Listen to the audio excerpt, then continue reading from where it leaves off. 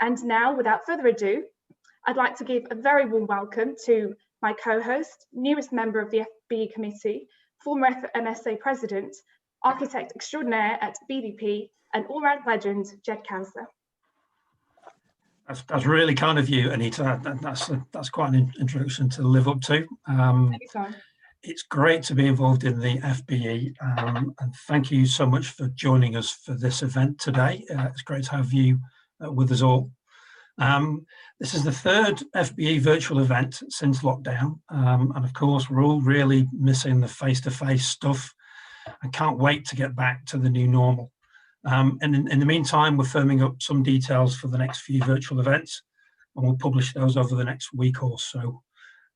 This session will be recorded and will be available on the FBE website in due course.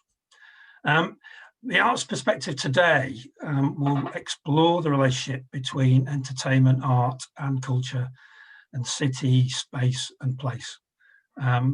Across all building and project typologies within the city, investment into the creation of places for culture and entertainment was at a high pre-pandemic, but given current circumstances, what is the outlook now?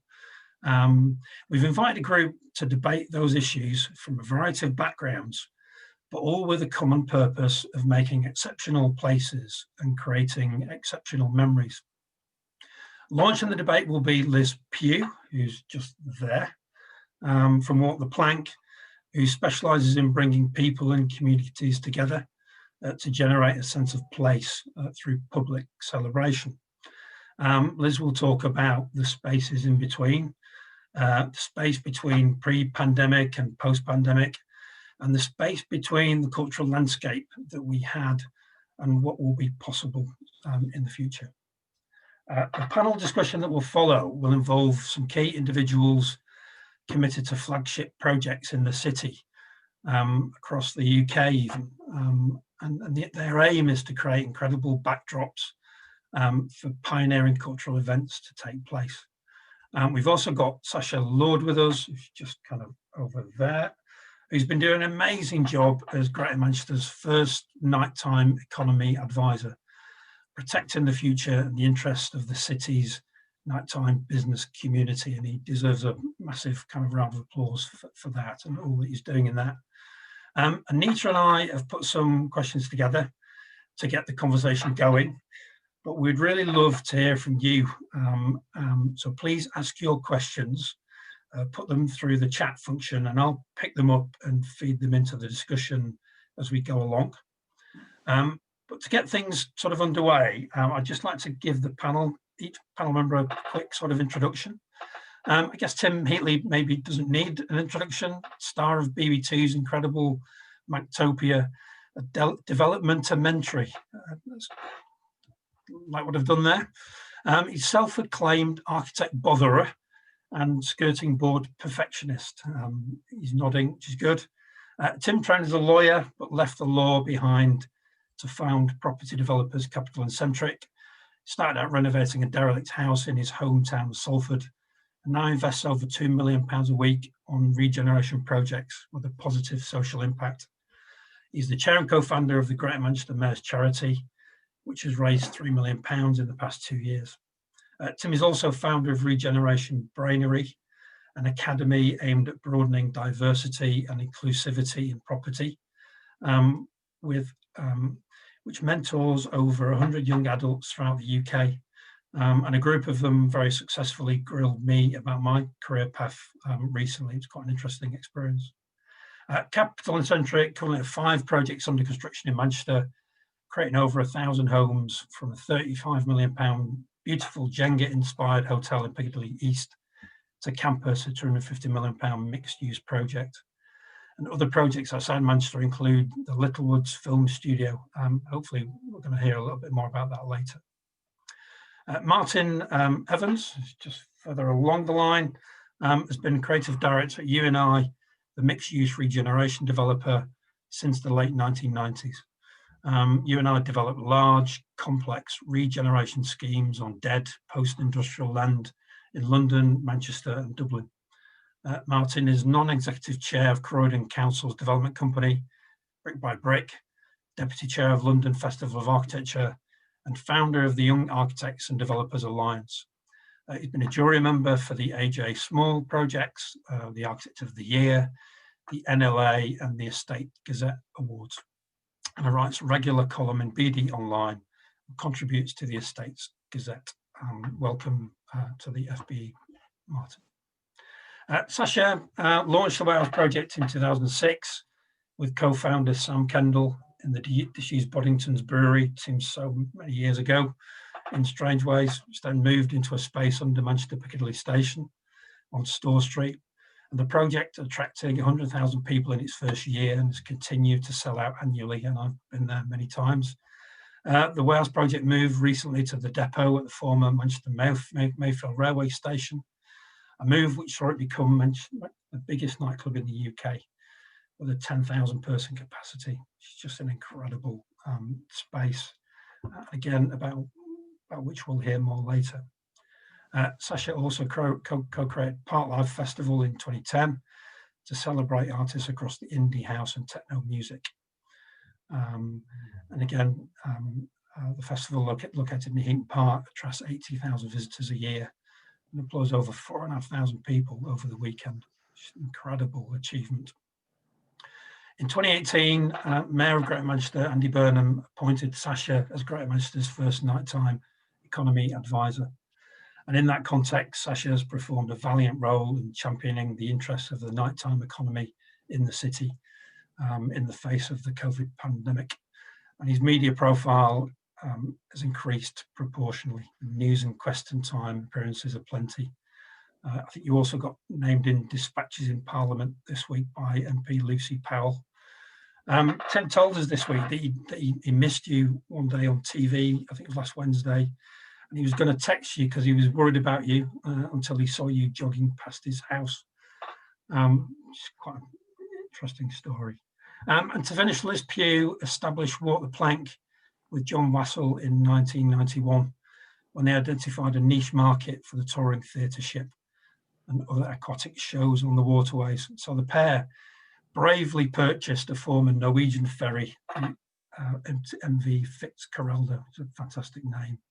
The company's work has now extended far beyond the ship, and they work on delivering shows and events varying in scale from the intimate to the epic. This continues to create groundbreaking work that invites people to collaborate or connect or celebrate in new ways and to surprise themselves in the process. Walk the Plank has an insatiable appetite for creative risk, looking at ways in which they can challenge ideas and bring about new and exciting ways of telling a great story, but always founded on collaboration. And so to begin the debate, it gives me great pleasure to introduce Liz Pugh. Thank you, Jed, and hello, everyone. I started thinking about this presentation. Can you all hear me and see me? Yeah, yes. It's all good. I started thinking about this presentation last week when we were in what felt like the longest moment of limbo, that presidential election, in a year that has seen many of us in the arts and entertainment world in limbo for far longer than we ever thought possible. But finally, Joe Biden was declared president and Trump's toxic term has ended. However, back here in Britain, this is still a time of limbo, a time of uncertainty, with many of us who work in the arts suspended in a sort of half-life, planning for projects that are postponed or cancelled or forced online. For some, redundancies or benefits, for others, furlough or the SEISS scheme. 70% of the workforce in the arts is freelance, and there is huge fragility in the cultural sector right now, as in many sectors. So the focus of this presentation is the space in between pre-pandemic and post-pandemic, then and now, the space between climate change and climate disaster, the space between the cultural landscape that we had and the art that is possible now. We used to have music and arts festivals, live events in public space like Manchester Day or Pride, wonderful theatre shows, nights out at the Warehouse Project or your favourite live music venue. And I would just ask you all to spend one moment, close your eyes and remember that. Remember the thrill of a hot, sweaty dance floor or standing with your kids watching a parade go past, all that noise and colour. And now we have timed entry to galleries, online craft workshops, podcasts, and a few brave, socially distanced events. Thinking about the built environment, I want to explore how the space in between public and private has altered and how our relationship to public space has had to change as a result of the virus. I'm just going to show a couple of slides or a few slides during the presentation, so bear with me while I get this up. And here we go. Three. So, Walk the Plank is probably best known for producing large-scale outdoor celebrations. You may remember the lantern element of the closing ceremony of the Commonwealth Games. You may remember that we've worked with citizens in places like Derry, Londonderry, when it was the first UK City of Culture, or working with 2,000 people and 35 artists to produce the annual Manchester Day event with Manchester City Council. As with many arts organisations, festivals and venues, lockdown saw us lose most of our work for the year, and it's not coming back quickly. Luckily, we're a resourceful, optimistic and resilient bunch of creatives and event engineers, and we've been quick to rethink what's possible in the space in between what was and how it might be in the future if we can get the virus under control. And my thoughts have been focused around scale, liminal space, the idea of safety and risk, and digital. Beginning with scale, we have been forced to rethink our large-scale epic celebrations that bring thousands together for one joyous day of parade or one glorious evening of fire, fireworks, music, and dancing. Instead, we're seeing everyone become a participant in their street's weekly lockdown dance, and we're thinking more about intimate and small-scale work. And we're also worrying about the economics and the return on investment. In terms of liminal space, as our worlds, our communities, our politics gets more binary and polarized, the spaces in between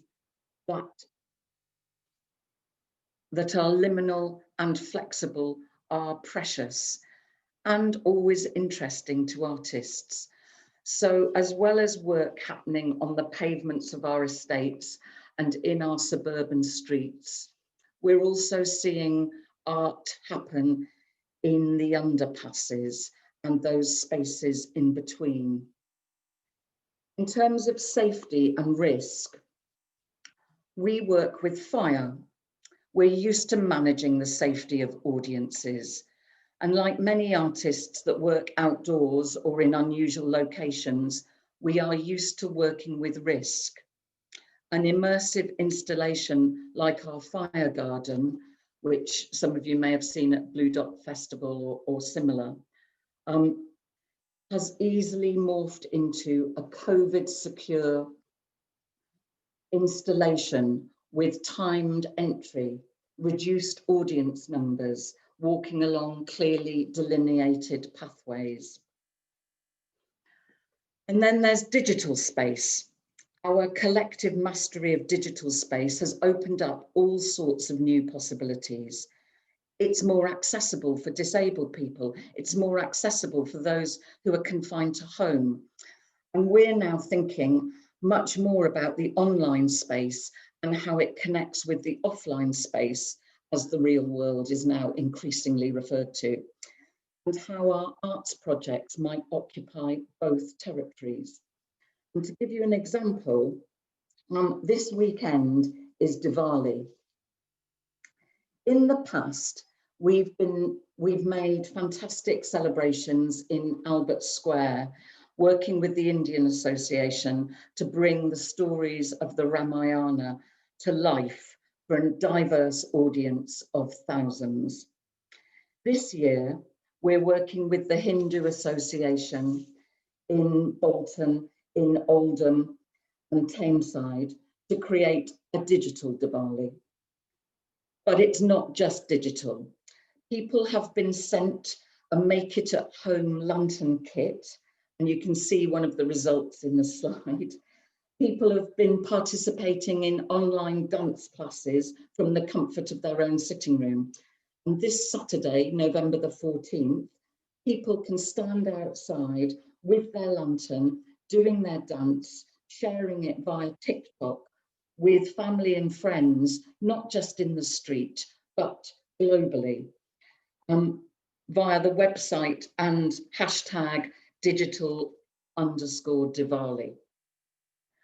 But the amazing fire drawing of the 10-headed demon king, which we made as the finale to the event, will only be visible online. We made it and filmed it last week. It will be live streamed on Saturday.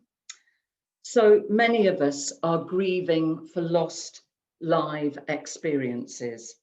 I know I felt a sense of grief on bonfire night, when usually we'd be making firework shows across the country, including London's biggest firework display, which takes place in Victoria Park.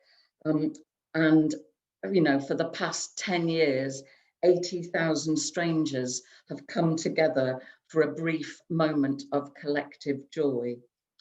Now, social distancing requires us to think about personal space and public space all the time and differently. The space between me as a healthy adult and my elderly parents who are at risk. The space between us who are safe, tested, COVID secure, and them, the unsafe, the untested, the potentially unhealthy. The space between the university students and their neighbours. The space that now requires fences and dogs and security guards. I'm just going to stop sharing for a moment. Oh no, hold on. It feels to me like we need to hedge our bets and not rely on a vaccine to sort everything out. Hold on. As artists, we're now thinking about how to make participatory work that is COVID secure, how we can blend online and offline a lot more in any project. As carnival makers,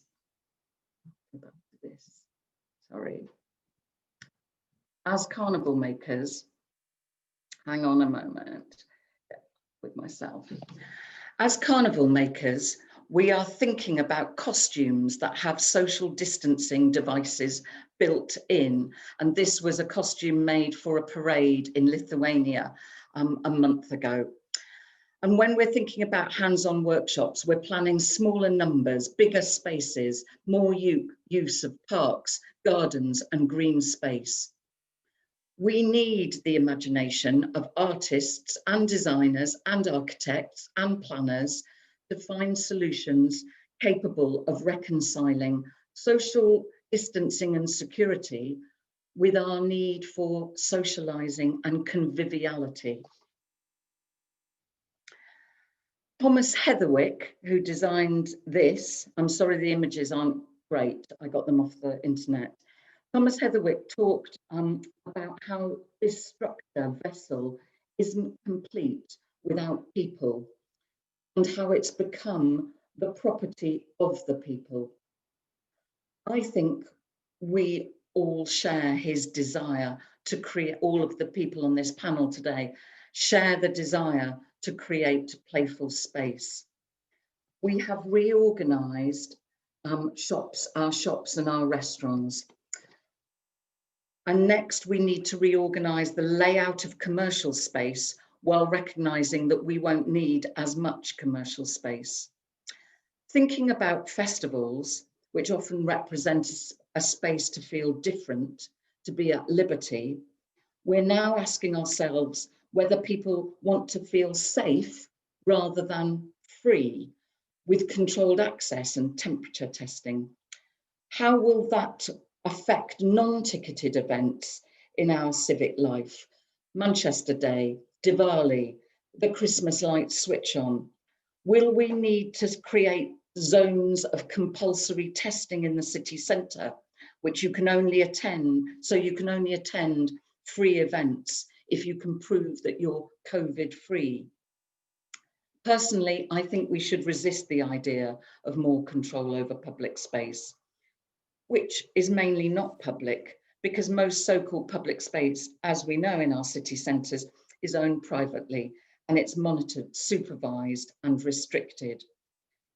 However, while resisting any response to the pandemic that brings in even more surveillance, I think there are opportunities to be imaginative about how we encourage people to gather outside once more. And let's find this. Outdoors definitely feels safer than indoors. So we're now filling up our outdoor spaces with little indoor spaces, sometimes of varying aesthetic quality. The plastic bubbles in Spinningfields restaurants or the box on the docks. The use of bikes has increased. And there are significantly more cycle lanes popping up to accommodate our desires to be outside rather than inside on a bus or a train or a tram.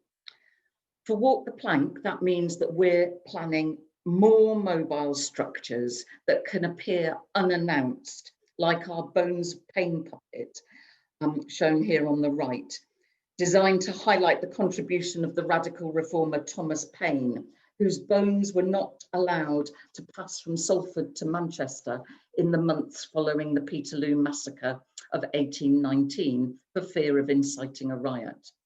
We're thinking about pop-up mobile entertainment, and I imagine some of you are thinking about pop-up spaces. Next year, assuming Manchester Day happens, you may see our climate change mythbuster on the streets, pedal powered, with an inbuilt socially distanced cup of tea at the table option. This is an early design. Manchester Day 2019 saw Deansgate closed not just for the duration of the Manchester Day parade, but for the whole day. And that was for the first time. So, and for me, the enjoyment of seeing people rather than cars fill the city centre streets is one of the great things about that event. And increased car-free time and space is one of its legacies, and it's certainly one of the legacies of the pandemic. We consciously work with community groups who are often invisible in the commercial life of a successful city. We work with care workers, young people with learning disabilities, the groups of migrants and new arrivals who are building new lives in the city and working on the front line as cleaners and healthcare workers. Groups like the Lithuanian Association or the Filipino community, shown here on the left, who walk alongside those groups whose cultural identities have been bound up with Manchester's for a long time, the Afro-Caribbean community or the Pakistani community. I hope that the increased pedestrianisation and the demise of large-scale retail, which the pandemic has accelerated, means that the city centre spaces can often feel like they belong, can more often feel like they belong to all of us. So that we start to minimise the space between the haves and the have-nots, and that we can create welcoming environments that meet the needs of all of our citizens, including those with less wealth, less opportunities. And I'd love us to keep physical environments open, spacious and flexible. Artists and companies like Walk the Plank and festivals, whether it's Diwali, Mela, Parklife, MIF, we need spaces in which people can gather safely outside. We want playful and playable spaces like Mayfield.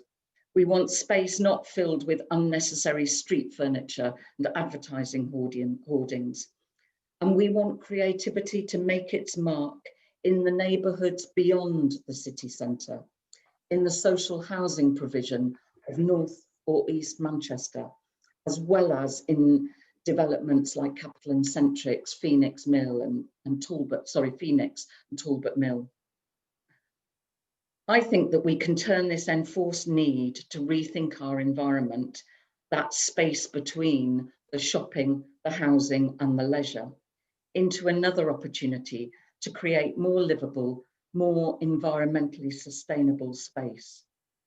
And I'd like to end by urging all of you that have influence as planners, architects, designers, to continue or begin a dialogue with those of us that make events in public space, because we are all in the business of transformation. The transformation that producers and promoters like Sasha make happen in one night or one day, or the transformation which developers like Martin and Tim create, which lasts much longer. And just a final screen share. Bear with me. Here we go. We need to take advantage of this time, this space between then, pre-COVID, and the future, to focus on building more inclusive spaces, spaces which keep us all connected, whatever is happening with the virus. Thank you. Thanks, Liz. That was an incredible, inspirational presentation in a really, in a really difficult, unprecedented time. And obviously, your business is all about sort of celebration and people and creating sort of cultural sort of events in cities and in places. But it seems to me that we've, I think there's a kind of a thread there to take the positive aspects of the pandemic and how we're dealing with it. How streets are becoming more pedestrianised, how people are eating and drinking outside and socialising outside. But it seems to me that opportunity is being kind of put in the hands of the people. I think that's the kind of point that you're trying to make, that makes your events and your sort of work much more collaborative and much more about the kind of individual needs. It'd be good to get the panel's view on where they think their sort of developments, their businesses, their sort of festivals, their events are going in that context. I don't know whether you want to sort of say a little bit more about that, Liz. Yes, I think we're now in a time of collaboration, and I think that means collaborating with citizens early on, not just bringing people in halfway through a process, doing a quick consultation, ticking that box, and then getting on with what we thought was best for our communities. And I think that's a real challenge to all of us. We have professional skills, and we need to, we find it difficult sometimes to give up our professionalism in order to enter into a dialogue with people who don't have those skills or who have different skills. And I suppose going forward, I think it's beholden on all of us to really think about what does co-creation and collaboration with communities look like and feel like, and let that inform the dialogue around cities, around urban space, around entertainment from the off. And I think it's something that one of the reasons the Warehouse Project is brilliantly successful is because it's a fantastic collaboration, I think, between people with programming, music expertise, and the audience that make that happen. And it's a porous thing.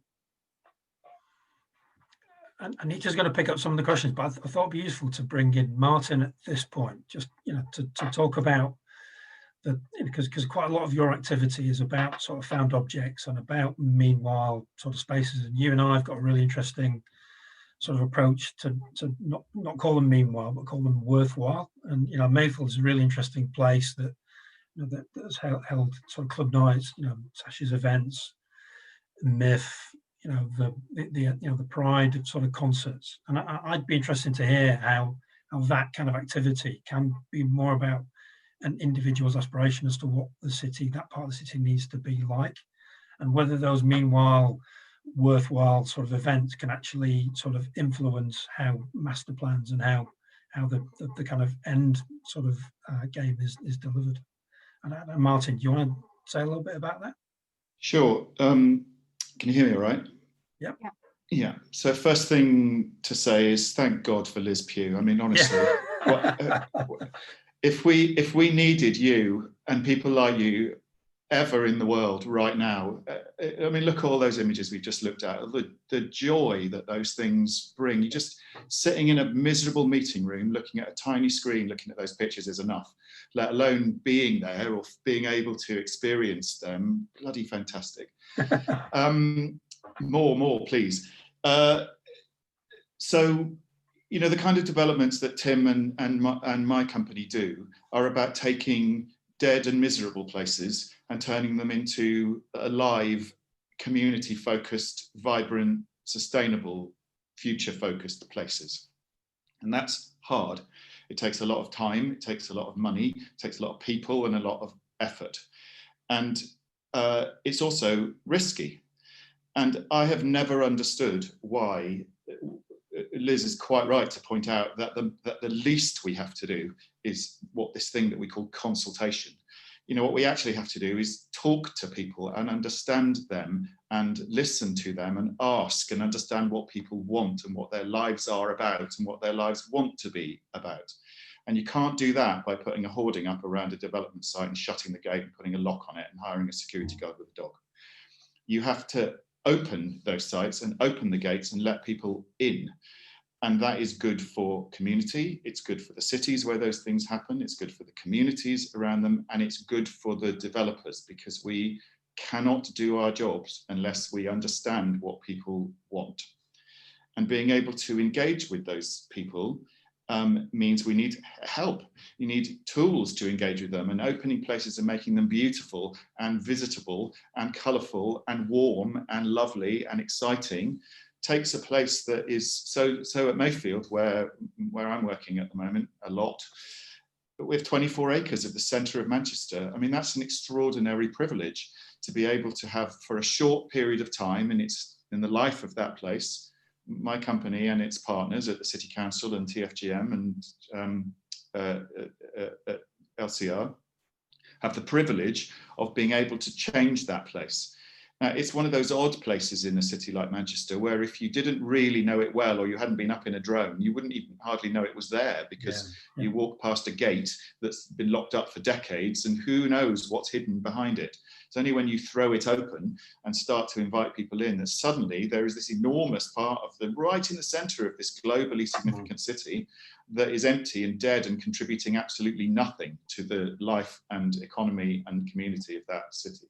And so it's upon us as the temporary custodians of that piece of land to open it up and let people in.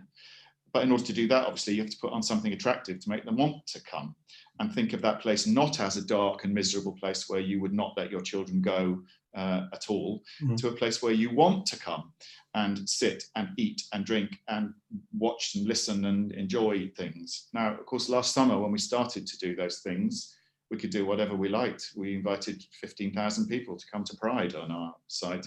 And with the Warehouse Project and Broadwick Live, we opened the Depot, the largest music venue in the country of its kind, 10,000 people every Saturday night bouncing up and down. Of course, all that had to stop. But the creative people who came together to make all of that were not thwarted by that. We just turned it around and looked at all of the outdoor empty space and thought, what can we do with that? And so Escape to Freight Island opened very recently as our attempt to change the offer that was COVID friendly and COVID safe. And so I cannot tell you how much I support Liz's thesis about using culture, using art, using engageable things to respond to the problems that we have and find a way. Who else do you want around you other than artists and creatives who solve enormous problems incredibly cost effectively and thoughtfully and creatively to help you to engage? It's the most important thing that we are doing right now.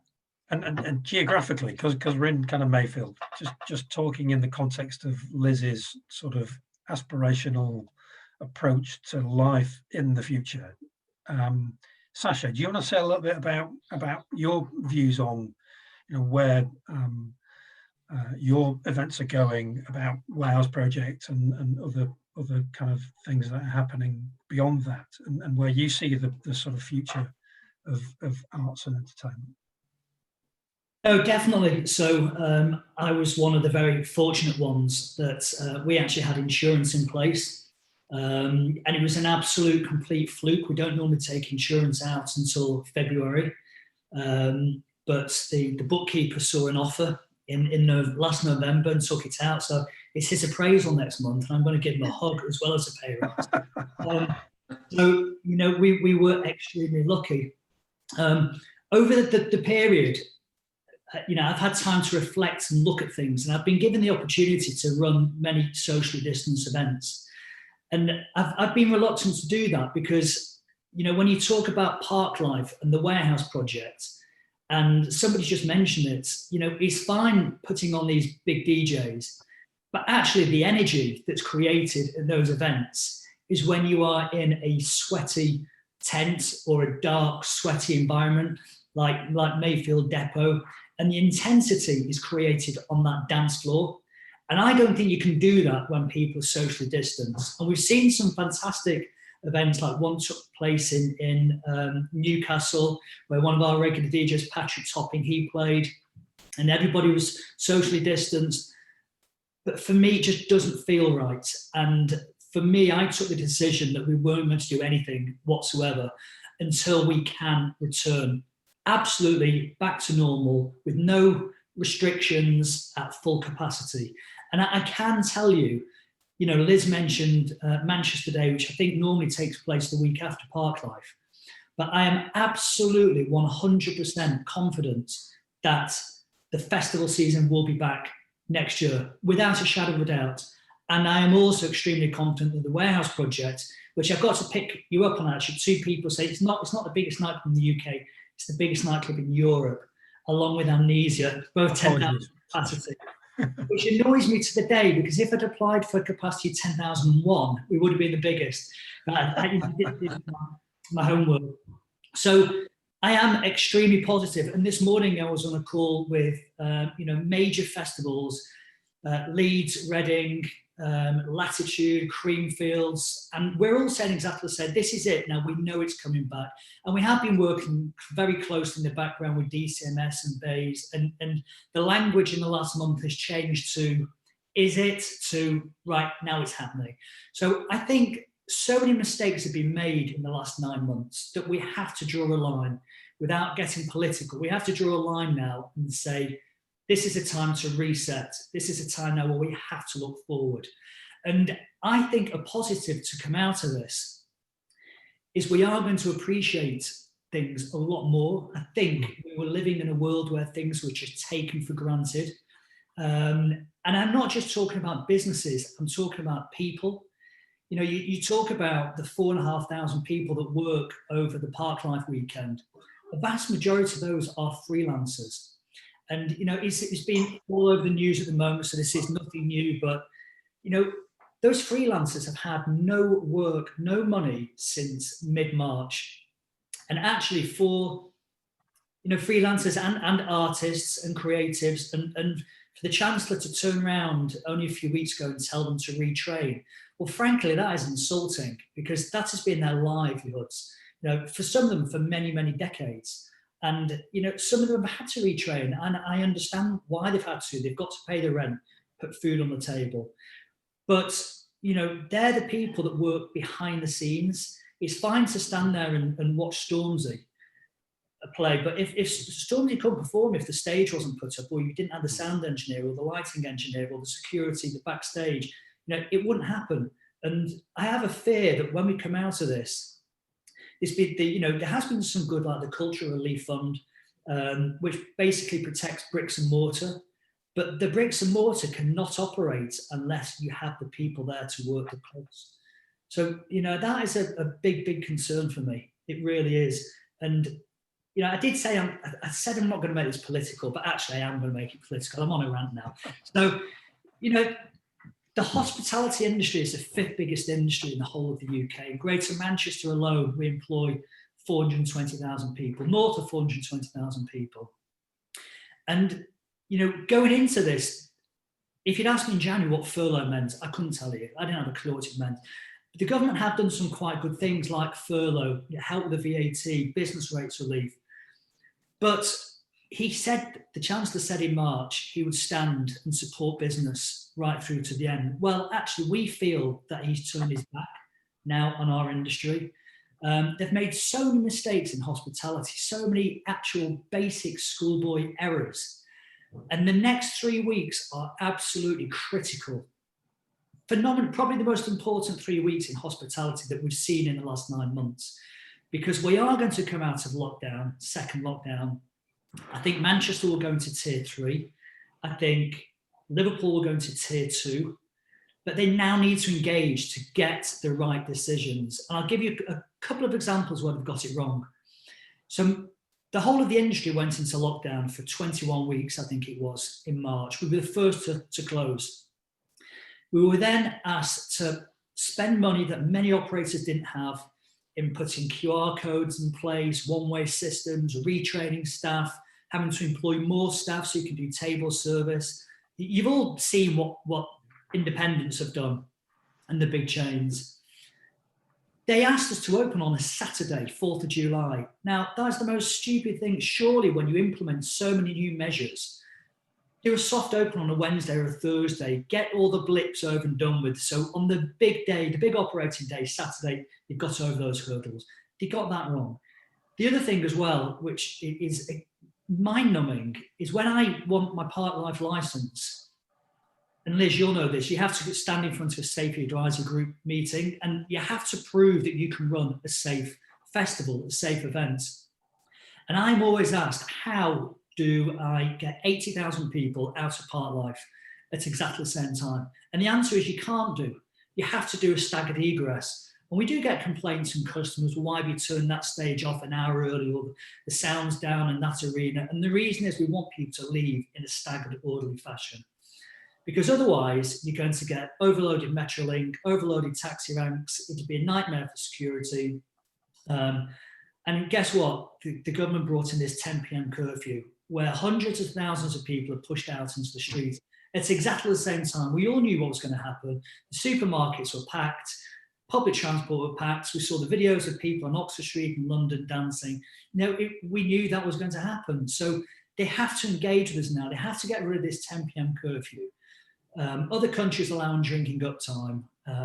Why in a restaurant can't you stop drinking at 10 o'clock, but maybe just finish your meal off in an orderly fashion, so leave in your own time? There's these questions. So for me, the next 3 weeks are absolutely critical. And just before I let Tim come in, another big concern for me that they need to address in the next 3 weeks is, tier 3 makes absolutely no difference to my life whatsoever, because I can leave my house, drive to my mum's, who's in my social bubble. She lives by herself. I can pick her up, take her for dinner. We can have loads of drinks during the dinner. I can leave my car there, get a cab home, and the next day I can go and run past Tim's and pick my car up again. That's fine. So I can see social activity. But across Greater Manchester, there's exactly 1,809 pubs that are wet-led. They are community pubs. So they're shut completely. They don't serve food, but they are, on the whole, in the most deprived areas of Greater Manchester. So why is it right that I can go out and see social activity, albeit social distance, but actually the people who are the most deprived people that live in the poorest areas, they're shut off completely? And it's not right. And, that is why, I don't know if you've seen it in the news, but I've been on the verge of taking this government to judicial review. That review had to stop because we were out of tier 3.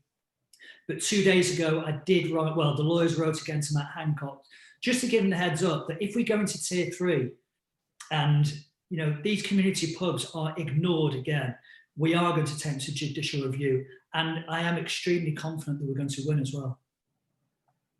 Well, you're doing a fantastic job, Sasha, and I'm sure out of all the kind of 80 people that are on this kind of meeting, all voting people, they will make a difference. And agree with you. There's all kinds of nonsensical decisions, irrational sort of approaches to this, and hopefully that will get sorted, and hopefully we will have a nighttime economy to enjoy once all this is over. And we honestly, thanks for your efforts in support. Do you know what? I think Liz touched on it before. This industry, the creators, the arts, we are extremely resilient, and undoubtedly we are going to see many, many closures. That I can't sugarcoat that. That's going to happen, but we will come back. There's so many entrepreneurs within this industry, the creatives. They will bounce back. I'm very confident of that.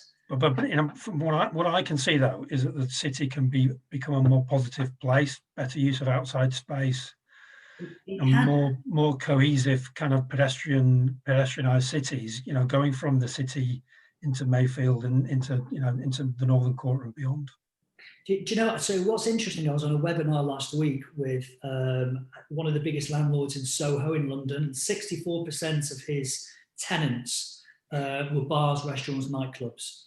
And he said, he was quite an elderly guy, really nice guy, and he said, coming out of recovery, what he's seen before, it's a little bit like throwing a pebble into the water. So if that's a city centre, the success comes out like that. So the other 9 boroughs across Greater Manchester.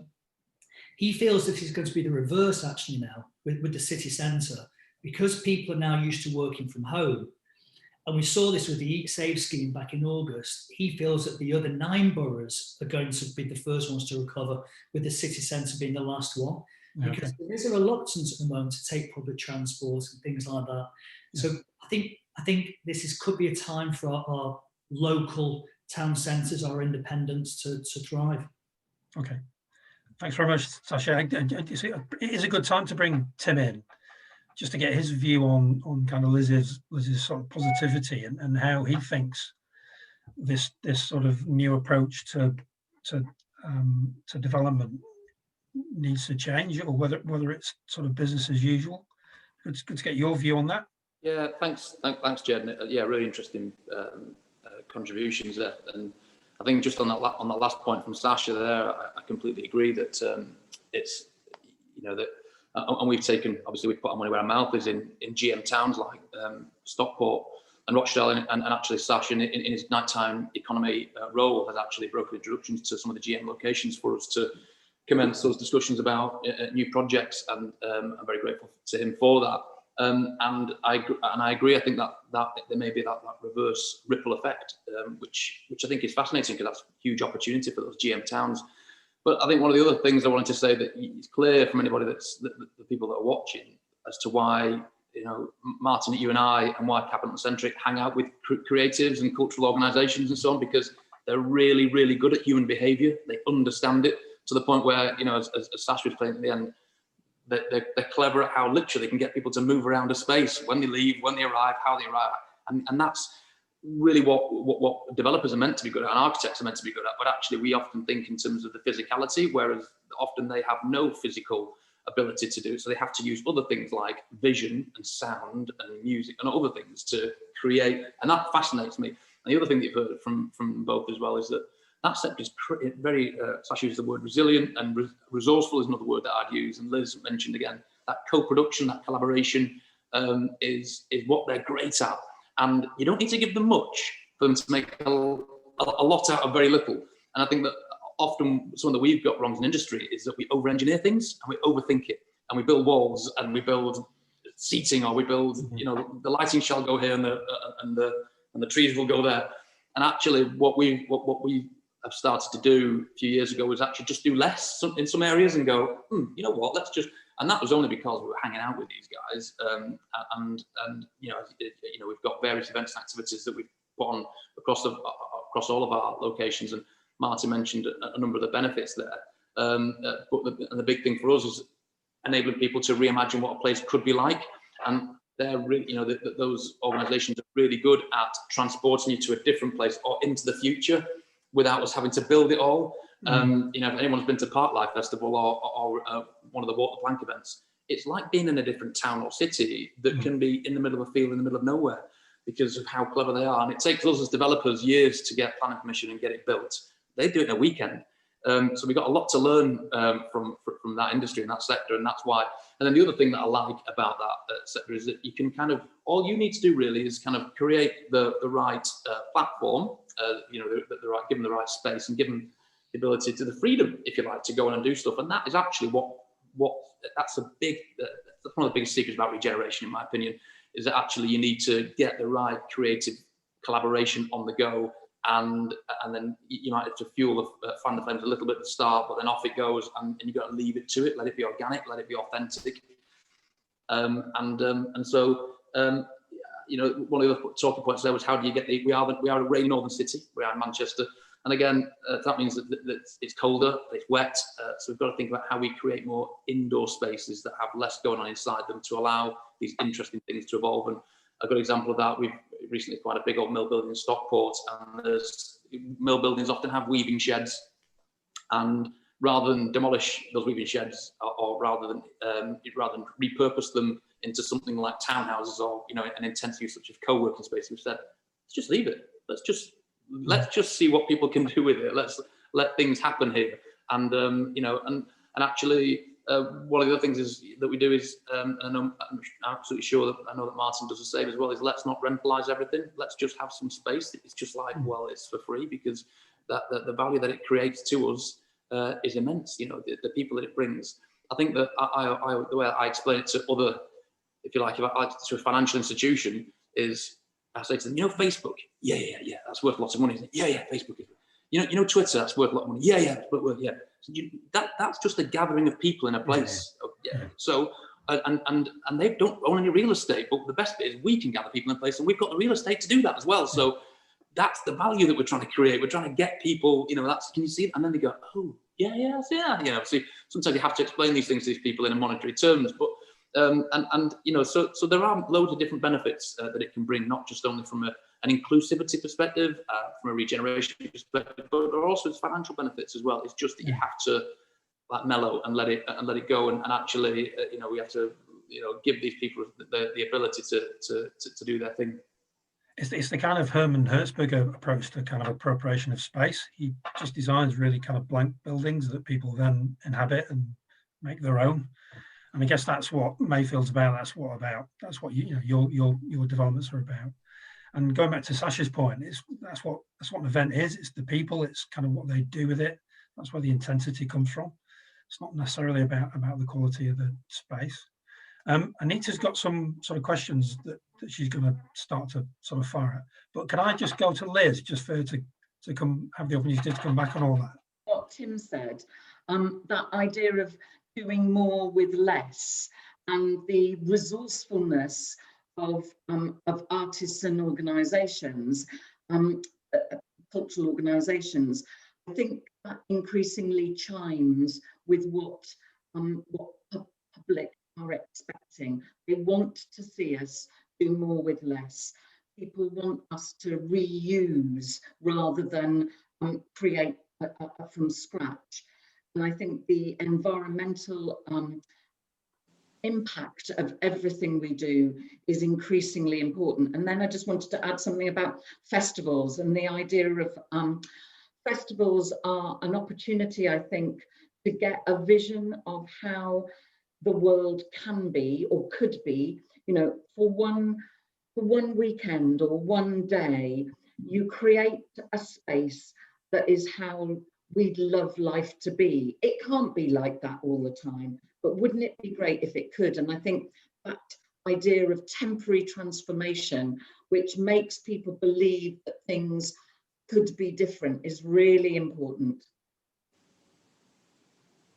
Just a question just coming from Martin Ellaby. For example, you know, if Deansgate was pedestrianised, you know, what could that be like? You know, it could be an amazing sort of Heatherwick, you know, opportunity to create an amazing space within our city that everybody can sort of enjoy and use for a variety of different uses. Exactly. Absolutely, Jed. And I think that joins back onto one of the themes that Liz has had in a presentation. I picked up 5 themes all in all, I'd say. So one of them would probably be space for all, inclusivity. And I think linking to that is the hybrid online and offline events. And to have online events, you obviously need space to create that content. And I'm actually going to go back to Tim now. You've got a very exciting project by the name of Littlewoods. Would you care to tell us about that? Yeah, so Littlewoods in Liverpool is the former Littlewoods buildings on Edge Lane, and it's a piece of a project. It's kind of my nemesis really, because it's taken a long time for it to come to fruition. But that obviously is us working with Twickenham Film Studios, who are a brilliant creative production company, and really what we've seen is that huge explosion, especially since lockdown as well, in terms of the content that people want to consume. And how people consume it, of course, has expanded massively across so many different platforms as well. And so there's one of the issues that we've got in the Northwest and specifically Merseyside as well, is that we haven't, all that talent that can arrive in that city as it does to shoot against the backdrops of the coastline or of the huge amount of conservation buildings that exist in Liverpool. That they can create content. So, for example, last month Batman was filming there. But actually, all of the, once the film is taking place, all the post-production goes back elsewhere, usually to London or back to a different city, and that's a huge loss to that region. And it could capture that spend, and it could capture that talent. And I was frustrated from going to speak in, meeting people in London who were in that industry, and they were Manx and Scousers, and they had to move down there, and because that's where the work was. And so that was where the idea came from. And as you'll know, you might have noticed online, there are 2 temporary film studios being built now for speed, and we're working our way over to the existing buildings as well to create 2 of the largest studios in the north of England. And also we're going to co-locate a private education, the private education sector there as well, in 100,000 square feet of space, so that the next generation of talented, creatives, producers, set designers, artists, painters, all of that they employ is a huge amount of makeup artists and so on. It's a vast creative economy ecosystem that can exist in that location. We want them to be able to hang out with and have their lunch with and listen to the business that that's doing that. So the different producers and directors and everybody else that's in that space. So we're co-locating them to share resource, knowledge, equipment, staff, and everything else. So it's a genuine co-location model, which means that that collaboration and future generations and talent can emerge in our region. That's really good to hear that you've got education tying into the arts, tying into construction essentially. So just coming back to the digital, Sasha, so you launched United We Stream to entertain and raise lots of funds for the nighttime sector a few months ago, and it did incredibly well, didn't it? And you've got something planned for Christmas as well. We have, yeah. So I think my fiance thought when we went into lockdown, I think she thought this is great because I've got him for a few months. And I got bored within 3 or 4 days and set up United We Stream, which lasted for 10 weeks. And actually, I'll be honest with you, it was harder than putting on the warehouse project, because at least with the warehouse project, you can book it 12 months in advance. And I was winging it week by week, just trying to pull in favours from artists. But over a 10-week period, we had 16 million viewers and raised £477,000 for people that I spoke about before, like the freelancers and organisations. But I had a call from, I don't know if you saw, Andy Burnham launched 1GM a couple of weeks ago, which is basically to look after people across our city region who need looking after at the moment. And Tim's the chair of it, he's key to it. And the following morning, I was actually on my morning run, and Andy phoned me, and I don't stop to take anyone's calls, but I had to stop and take his. And I was out of breath, and he said, look, is there anything you can do with United We Stream to support it? And I had been thinking about doing a big New Year's Eve party. So I said, yeah, and we are going to do 4 over Christmas, starting the 18th of December, which would have been Mad Friday, that big Friday where everyone goes out, office parties and all the bars, restaurants are packed. So 18th, 19th, Boxing Day and New Year's Eve, we're back again. So yeah, it's exciting.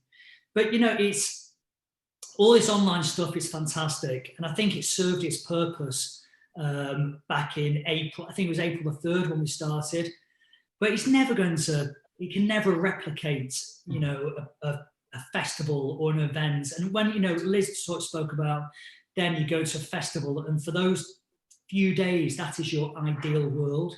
That is when you forget your worries, and it made me think about the first time when I walked into the Hacienda, and there were 1,1600 people in 1989 actually just going mental in there.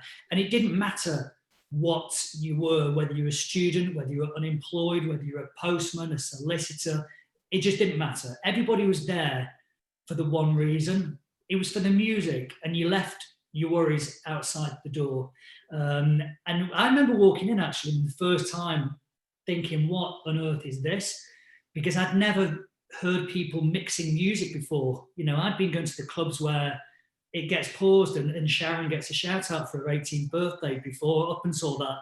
And I remember walking in and these people doing what I now know as the acid dance. And me and my best pal, Peter Armistead at the time, who's weirdly a vicar, we said, that we're not going to get involved in that. And within half an hour, we were on the floor doing that ridiculous dance. And it was only 6 months later, actually, I think we discovered we were the only ones in that night that hadn't taken ecstasy. So that was, something we picked up on. But, I think just something really positive that I want to say is, all the festivals that are on sale at the moment, every single one of them are seeing absolute record ticket sales. Every single tour that's going up for 21 is saying absolute record ticket sales. Little Mix went up 3 weeks ago, and within 48 hours sold 138,000 tickets. So the appetite for the customer to go out there, we are going to see, the sector's been on its knees, but when we can go out there, the bounce back is going to be phenomenal. It really is, like we've never seen before. So, Liz, you talk about 30,000 people for Manchester Day. I think it's going to be a tough act to keep people away. I really do. Yeah. Good. What we like to hear. I think, if I'm being honest, I think going to the Warehouse project was one of my first ever festival type experiences. And then the last time I went, I think to Mayfield, which is where it was actually the Mayfield launch party. So I'm actually going to just circle back round to you and I, to Mayfield. And Martin, when we caught up the other day, you were talking about how you've been adapting the space there so that it is COVID safe, and also that how you and I have been looking at what is the long-term plan, whether the pandemic stays or whether it finishes, you know, how are we going to build almost this risk design into the design. Could you tell us about that, please? Yes, one of the most important things about doing anything on a development site before you start formal long-term development is not just because it's good PR. As I said before, it's about opening those places up and welcoming people in and starting a conversation. And we learn from that, because the more people you talk to, the more you listen, the more you learn about the people who are going to live and work and visit the place you build in the long term. And you can't, there is no result from that other than that you get a better place in the end than you would if you didn't do it. And so developers who, I'm constantly amazed at developers who I meet now still, even in this world, who think that that stuff is for other people because it's just expensive and not necessary, rather than being not just good for the communities in which it happens, but good business to just make better places in the long term. I think the one thing that I wanted to draw from all of the comments by the other panelists today is that as we move forward, one of the things that's going to change for us is that the public purse is going to get smaller and smaller and smaller, and we know why. And so private sector money is going to become more and more important in creating the quality of places where people in cities like Manchester will live and work and entertain themselves. And so we, as the custodians of that private money, working in partnership with public sector like we are at Mayfield, it is even more important that we understand our responsibility for that, and that if we continue to behave as private sector operators, protecting our money and keeping ourselves and our investors safe from this funny world outside, we're going to absolutely fail. We have to step up, take responsibility, understand that we are assuming more and more responsibility for being public servants, for being organizations that are there to serve the people who are not just our customers, if you like, but the people who will come and visit and enjoy. And unless we do that, we will fail. And that's about stepping up. It's about taking responsibility. It's about seeing ourselves as, rubbing out those red lines that the lawyers and the accountants in our operations want to put around our sites, and understanding that we cannot build developments within a red line without understanding how they fit into the rest of the city and the lives of all of the people in our city. At Mayfield, the first thing that we're building, we started work yesterday, is a 7-acre park. It's a public park. Now, it will be owned by a private consortium in technically when it's finished, albeit a consortium that there are public sector partners in. But that doesn't matter, because it can't matter. It's a public park, and therefore it's got to be a place of public activity and public enterprise. And if we start the process of designing and building that park, believing that in our souls, then at the end of it, it's going to be a good place. But we have to remember that we are the servants of the people who use the places that we build. More so now than ever. Yeah, absolutely. I think, how does the saying go? If you want to go far, go together. So I think absolutely. In the same vein, so we're seeing retailers change and restaurants and bars change the layouts, take over streets, leading to pedestrianisation. Do you think developers and planners will change their offer much going forward? Again, this is in line to design with what's been happening with the pandemic, and that's either to you, Martin, or to Tim. Tim, do you want to take that? Or? Yeah, I'll follow you, Martin. Okay, I don't know, I'll just sort of refer to what I just said. In our industry, particularly in housing development, when demand has always for decades outstripped supply since we stopped building public housing, our industry has become arrogant and insular and self-interested, and that can't be. Well, it shouldn't have been for ages, but it definitely can't be now.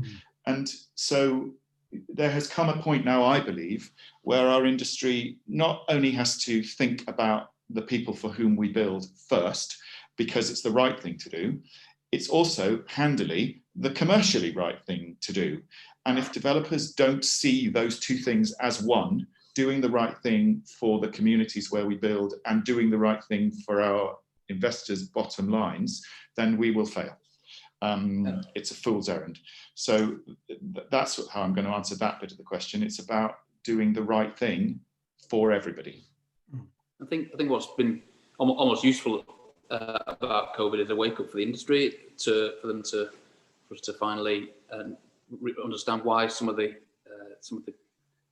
main points about good design, why it is good design, and why we bang on about those things. So why we talk about a mixture of open spaces, be it private spaces and public spaces, be it larger apartments as well, larger homes, places for people to have different vistas, different moments, a different place to sit outside in a variety of different locations and ways.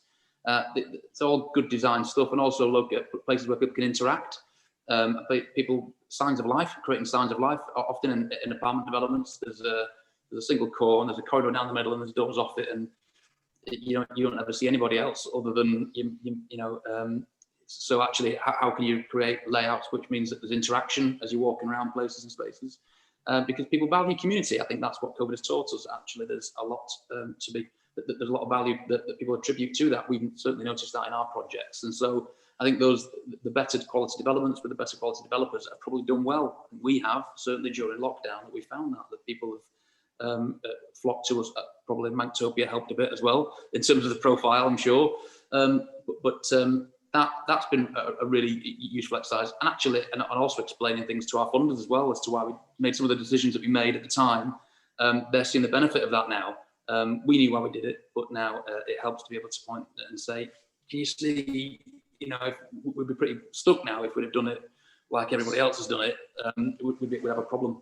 So, and that goes right the way through around creating spaces. I mean, the last event that we had, it was a public consultation that we did, and we had live music and we had food and drink, and that was in late September. So that just before we went back into a lockdown, and because you just got to do it, you just got to crack on, and you've got to have events and activities, and you've got to invite the people into a space and show them how exciting the future is going to be, and keep people upbeat and give them opportunities to interact with the community. And actually, all the little things that we're doing in some of our suburban spaces that are in GM are things like we're building a community tool shed, because you need to be able to, residents want to help each other out, and if there's an old deer there that wants a picture frame hanging, then if there's somebody else that can go into that community tool shed and they've got all the kit that they need. But actually, it creates a sense of everyone that has to keep their eye out on that and look after the stuff that's in there and maintain it. And occasionally something's going to go missing, let's be honest. But actually, little things like that, little reasons to interact for us are the fun stuff around development. So that's completely right. At the end of last year, we bought the Star and Garter Power Bar partnership that is just there on the edge of our site. And it on no viability spreadsheet is buying that property asset a good idea. Except I didn't know much about it other than in my very early youth, adulthood, going there to Smith's discos. To do my research, every year there's a story in the paper about how it was threatened with closure, and poor Andy trying hard to maintain the heritage of that business there in that space.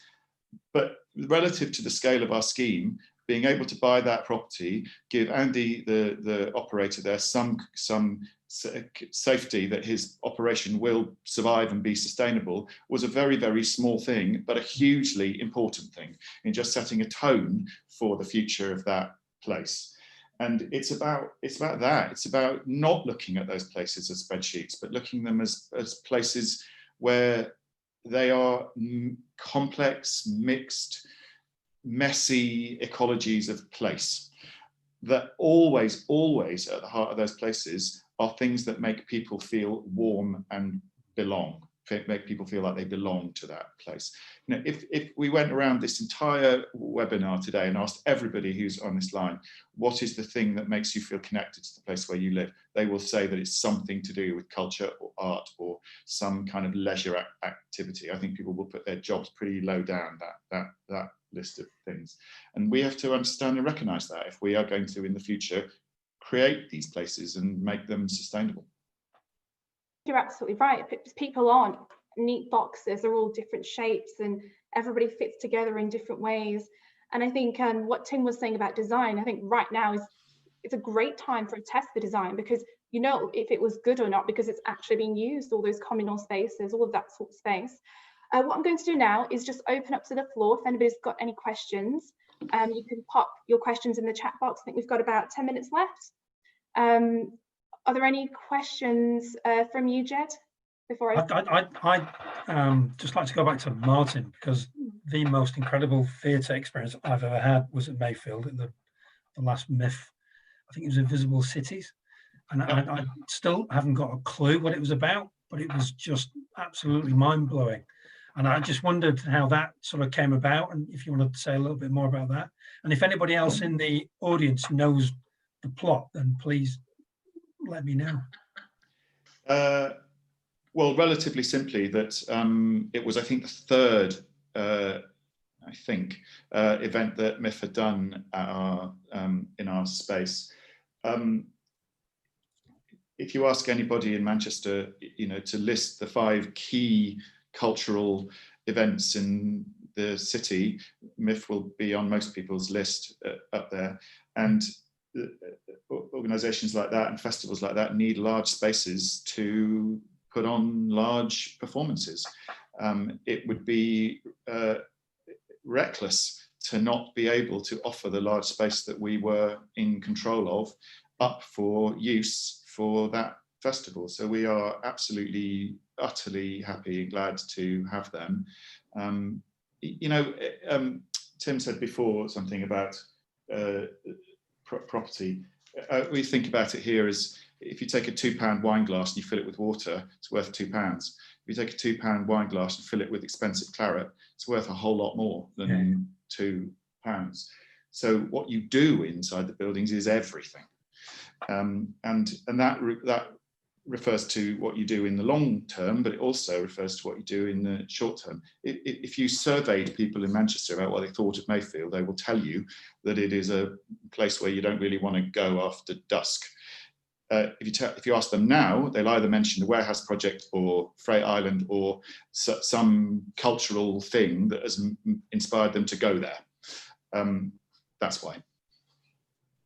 So I was going to come to you, Liz. Anyway, do you want to come in then? I was just going to add something about the delicate relationship between the history of somewhere and its and how it's viewed in the now, and then the possibility for the future. And I think when you see artists working in some of those spaces, I think what we see sometimes is a way of allowing the history to become something different and not being burdened by heritage. And I think in a city like Manchester, which has got extraordinary spaces, they're not postcard pretty, you know, but they really matter, and they matter to the future of the city. And I think sometimes people can get nostalgic about the Industrial Revolution and the cotton era and all of that. Actually, it's about allowing the future to really come come to the fore. And I think temporary transformation of space, like we see through festivals or other events, is about allowing that possibility to take root. Oh, but I think that's what ties, Sasha's event, Martin's sort of, development at Mayfield, stuff that Tim does in the Northern Quarter. It takes Manchester's sort of, beautiful industrial heritage, not picked to postcard beautiful, but intrinsically interesting, and gives them a future and deals with them in a really kind of responsible way. And I think your Manchester Day is kind of about that. It's all about celebrating the industrial, it's the birth of the Industrial Revolution. It's an incredible place. We've got some incredible infrastructure, but I think the city could be a whole lot better and much more sort of pedestrian focused and have much more kind of joy to it. That I think, I'm really hopeful that the approach that the pandemic's driven will start to expose. People are starting to get used to sort of drinking outside of the Northern Quarter. Maybe Sasha might have a comment as to whether that might be sort of sustainable in the future. But I see a kind of a bright future for the city. Mayfield is going to be an incredible place with a beautiful park, 100 yards away from the train station. It's a great prospect. There's just to add a quote, and I can't remember who said it, but people didn't love Rome because it was a great city. Rome was a great city because people loved it. Yeah. Amazing. I'm just going to add a few comments that are coming in from the audience. So I've got from Lewis Stonehouse from Hydrock. Well said, Martin. As an acoustician, I've seen the developers treating culturally important venues with contempt as a result of cost implications to the development. If we rip these venues out of cities, then what is the value of city living? Grateful for the likes of you and Tim taking the right approach to placemaking. And then just another comment from Kevin Swindles from Urban Green. Invisible Cities was absolutely incredible. It's based on the book by Calvino, so there you go. Fiona Gasper, our artists fight to use Mayfield, they love it. The Skepta event was great too. That's from Vicky Priestley. Anita, I'd just like to just made a very valid point that I know Sasha want to come in on as well, which is as developers, we do shoulder of giants in terms of creative input that creates attracts people to our city. That means that we can build homes here or workspaces here that people want to work in and live in. But often what happens is that we'll build our nice new developments, and we will we'll often suffocate live music venues, for example, and then by building something new and saying to that music venue once it's built that you can't make noise because you're going to disturb our residents. And I think that Manchester suffered a bit from that, and Sasha will know more about that. And I think that's, and the other question is, who's going to build the clubs in the future? Who's going to build the bars and so on? Because often our developments tend not to include those in our projects. And so that's the kind of space that we're doing in our schemes. We're encouraging a lot more of that in our schemes and in our projects. Campus is a great example. We've got a development opposite Swan Street that we're actually on site now with for a temporary use, which is going to be challenging because we're going to be opening just after lockdown to try and do a live, to have live music space there. But yeah, I'd be interested to hear more of it from see what Martin's and Liz's and Sasha's view is on that. No, this was something I was talking about a lot pre-COVID, and it's agents to change. If you live in the city centre especially, you've got to expect more noise than you would if you lived in the countryside. Why can one resident who rented an apartment next door to Night and Day Cafe, who was fully aware that Night and Day was a live music venue, why can one resident basically almost shut the place down by complaining? It's not right. So for those, I think majority of people know what it is, but agent to change is basically where the developer works with our industry, the hospitality industry, so that if you are going to put up some new apartments or refurb a venue, then everybody that rents or buys has to appreciate that, there is a live music venue next door, and it's down to the operator to make sure it's fully soundproofed.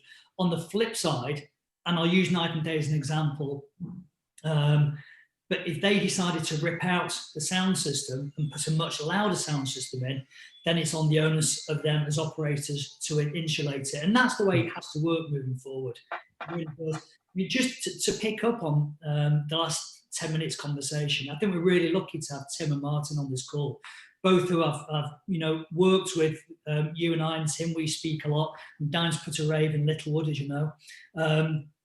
But you're all, you appreciate the building that you're working with, and you empathise with it, and you have an understanding. You mentioned it, Martin. It's not just about the bottom line and the lawyers and the accountants. It's long term. And I have a real, I'm not going to pick on any developers, but sometimes when I'm driving around Manchester city centre now and look at some of those buildings, I am asking myself why. Why was that allowed? Because to me, Manchester is, it is a nod to our past, Liz, but we are, a gritty city, and that's the way I see it. And these shiny buildings do not do it for me. They really don't. I think they're sterile. I don't think there's no personality there, and I wonder what will be of them in 10 years' time. I certainly know in 10 years' time that at Mayfield, when there's an amazing park there, and there's offices and apartments, I know that's going to be flourishing. I know what Tim does is going to be flourishing. But some of these things that are just knocked up, I can't see a future for them.